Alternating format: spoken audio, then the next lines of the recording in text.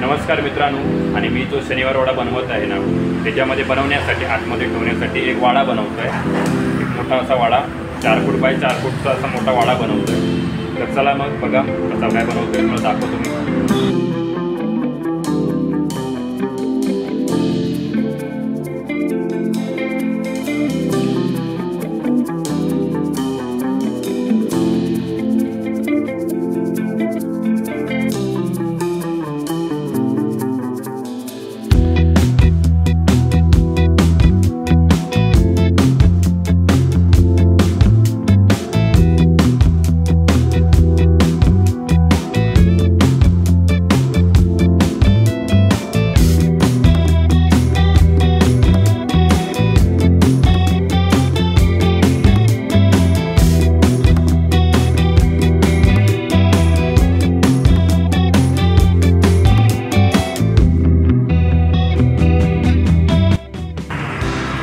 तर मित्रांनो बघू शकता, हे बघा, हे आपलं पूर्ण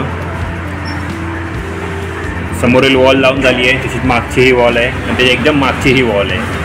हे बघा, एवढंच आपलं पूर्ण झालेलं आहे। हे बघा।